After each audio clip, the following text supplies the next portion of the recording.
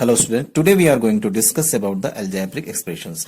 कोई भी algebraic expression जो होती है वो कांस्टेंट्स और वेरिएबल से मिलकर बनी होती है और उसके बीच में कोई भी नोटेशन प्लस का या फिर नेगेटिव का या मल्टीप्लिकेशन का या फिर कोई डिवीजन का नोटेशन यूज किया जा सकता है। तो मेन चीज जो हमें यहाँ समझ में आई क्या कि अलजेब्रिक एक्सप्रेशन जो होते हैं वो कांस्टेंट्स जैसे कि 3 और 4 ये कांस्टेंट नंबर्स हैं और वेरिएबल जैसे कि एक्स हो गया या कोई भी अल्फाबेट हो गया X Y Z A B C D कुछ भी, तो ये वेरिएबल और कांस्टेंट से मिलकर के कोई भी अलजेब्रिक एक्सप्रेशन बनती है। ओके, अब हम बात करते हैं कि types of algebraic expression. Algebraic expression कितने तरह के होते हैं, तो टर्म्स के बेस पर कि उसमें कितने टर्म हैं उस अलजेब्रिक एक्सप्रेशन में, उसके बेस पर अलजेब्रिक एक्सप्रेशन 4 टाइप्स की होती है, monomials, binomial, trinomial and polynomial. जिसमें एक ही टर्म होगा, जैसे कि मान लीजिए 3x केवल है तो ये 3x केवल अकेले एक टर्म है तो हम इसको मोनोमियल टाइप की अलजेब्रिक एक्सप्रेशंस कहेंगे। अब मान लीजिए 3x + 4 लिखा हुआ है, इसका मतलब इसमें कितने टर्म है, 2 टर्म है, एक 3x हो गया और एक टर्म दूसरा है 4, तो ये हो गया बाइनोमियल कहलाएगा। इसी तरह से एक टर्म इसमें और अगर होता तो ये कहलाता तुम्हारा ट्राइनोमियल कहलाता। अगर हम बात करते हैं पॉलिनोमियल की तो ऐसा अलजेब्रिक एक्सप्रेशन जिसमें 2 या 2 से अधिक टर्म होते हैं वो पॉलिनोमियल्स कहलाते हैं। ठीक है, अगर एग्जांपल ले लेते हैं 7x² y, हमारे पास एक अलजेब्रिक एक्सप्रेशन है 7x² y, तो इसमें कितने टर्म है, ओनली 1 टर्म है। किस टाइप का है, ये मोनोमियल है क्योंकि एक ही टर्म है और टर्म क्या है 7x² y। इसी तरह से दूसरा एग्जांपल लेते हैं 5x² - 7y² z, तो इसमें कितने टर्म है, 2 टर्म है, तो 2 टर्म होने की वजह से इसको हम क्या कहेंगे, बाइनोमियल कहेंगे और इसके टर्म क्या होंगे 5x² और -7y² z होगा। इसी तरह से एक और एग्जांपल लेते हैं 2x² + 3/x, तो यहां पे कितने टर्म है, 2 टर्म है और 2 टर्म होने की वजह से इसको हम क्या कहेंगे, बाइनोमियल कहलाएगा ये। और टर्म्स क्या क्या होंगे, 2x² एंड 3/x, ये हमारे पास के 2 टर्म होंगे। ठीक है नहीं, अब हम बात करते हैं एक और एग्जांपल ले लेते हैं 5x² - 9x + 7 - 3/x, इसमें कुल कितने टर्म है, 4 टर्म है, जिसकी वजह से हम इसको पॉलिनोमियल कह रहे हैं। ठीक है, अगर इसमें 3 टर्म होते तो वो भी पॉलिनोमियल हो सकता है, लेकिन यहां पर 4 टर्म्स होने की वजह से इसको हमने पॉलिनोमियल कहा और इसके टर्म्स क्या होंगे 5x² - 9x 7 एंड -3/x, ये इसके आपके 4 टर्म हो गए। ठीक है, तो आपको टर्म्स के बेस पे आप डिसाइड कर सकते हैं कोई भी एक्सप्रेशन मोनोमियल है, बाइनोमियल है या ट्राइनोमियल है। ठीक है, अब हम बात करते हैं फैक्टर्स क्या होते हैं।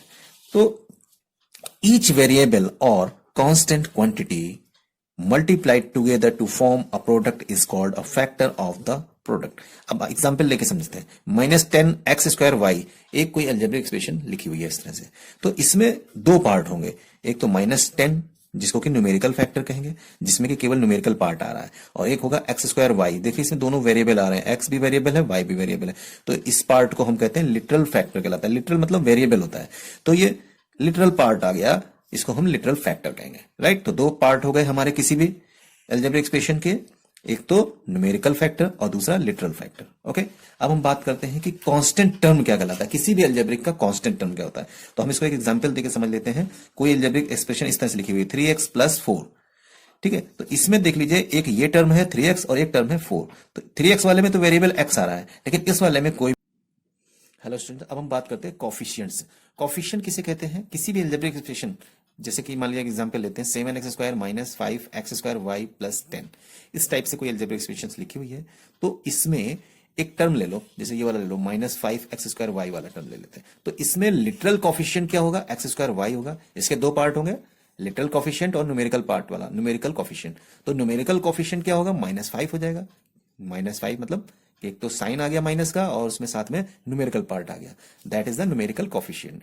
और लिटरल कॉफिशिएंट क्या होगा, जिसमें कि वेरिएबल पार्ट आ रहे होंगे, जैसे x² हो गया और y हो गया, ये दोनों इसके पार्ट हो गए। ठीक है, ये दोनों। अब बात करते हैं द कॉफिशिएंट ऑफ 5y। अगर मान लीजिए कि 5y का कॉफिशिएंट क्या होगा, तो 5y का जो भी प्रोडक्ट पार्ट होगा वो उसका कॉफिशिएंट कहलाएगा। तो यहाँ पे 5y का मल्टीप्लाई है कितना है, -x² है, तो ये -x² इसका क्या हो जाएगा, कॉफिशिएंट कहलाएगा। इसी तरह से x² का कॉफिशिएंट निकालेंगे तो x² के रिमेनिंग पार्ट क्या क्या बच रहा है, माइनस, यहां पे देख लेते हैं -5 बच रहा है और y बच रहा है। ठीक है नहीं, तो -5y इसका ये हो जाएगा कॉफिशिएंट ऑफ x² हो जाएगा। राइट, और इसी तरह से अगर हम कॉफिशिएंट ऑफ -5xy निकालेंगे तो यहां पे आप देखो कि x² को 2 बार लिख सकते हैं, x इंटू x करके लिख सकते हैं। ठीक है, तो यहां से 5xy आपका माइनस का है, जो उसका कॉफिशिएंट निकालना है, तो x आपका हो जाएगा। ओके, अब हम बात करने जा रहे हैं लाइक टर्म्स क्या होते हैं और अनलाइक टर्म्स क्या होते हैं। तो लाइक टर्म्स वो टर्म्स होते हैं जिसमें लिटरल कॉफिशिएंट जो होता है सेम होता है। तो लिटरल कॉफिशिएंट मान लीजिए, जैसे मान लीजिए एग्जांपल देके समझ लेते हैं, 4xy माइनस 7xy 5.2yx, ये सब लाइक टर्म्स हैं। क्यों? क्योंकि इसका लिटरल कॉफिशिएंट xy है। देखिए सभी में xy, इसमें भी xy है, तो तीनों में सेम है, इसलिए इसको हम लाइक टर्म्स में गिनेंगे, काउंट करेंगे। अगर हम एक और एग्जांपल लेते हैं, 7m यहाँ लिखा हुआ है, यहाँ पे 3n लिखा हुआ है, यहाँ 6x लिखा है, यहाँ पे -5y लिखा हुआ है, सभी में देखिए वेरिएबल अलग अलग है। तो ऐसे टर्म्स को हम लोग अनलाइक टर्म्स कहलाते हैं, जिसमें कि लिटरल कोफिशिएंट क्या होते हैं, डिफरेंट होते हैं। ओके, अब हम बात करते हैं पॉलिनोमियल्स इन वन वेरिएबल। ऐसे पॉलिनोमियल जिसमें केवल एक ही वेरिएबल होता है, जैसे कि देख लीजिए 8 + 5x, यहाँ पे कितने वेरिएबल हैं, ओनली वन वेरिएबल है x का, इसलिए इसको हम पॉलिनोमियल इन वन वेरिएबल कहेंगे। अगर यहां पर सपोज 5xy होता तो कितने वेरिएबल हो जाते, दो वेरिएबल होते हैं, x एंड y दोनों, तब हम उसको कहते हैं पॉलिनोमियल इन टू वेरिएबल कहते हैं।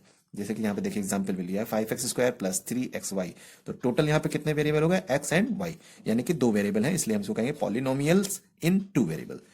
अब एक इंपॉर्टेंट टर्म है इसका कि डिग्री ऑफ एन एक्सप्रेशन। कोई एक्सप्रेशन ये लिखा हुआ है अलजेब्रिक एक्सप्रेशन, तो उसकी डिग्री कैसे निकाली जाती है। तो डिग्री जो होती है highest power of that expression, यानी कि उस एक्सप्रेशन की जो हाईएस्ट पावर होती है, यानी x की पावर यानी 2 है यहाँ पे, तो इसकी डिग्री यहाँ पे 2 हो जाएगी। इसी तरह से एक एग्जाम्पल और लिखते हैं, x² + 5x + 7। तो इस एग्जाम्पल में आप देखो डिग्री यहाँ पे हाईएस्ट पावर कितनी है, 2 है। ठीक है, तो ये इसकी क्या कहलाएगी, डिग्री ऑफ एक्सप्रेशन कहलाएगी, जो कि 2 है। ठीक है, इसी टाइप के क्वेश्चंस आएंगे आपको, तो वो आप बन जाएंगे आपके क्वेश्चंस। Okay student.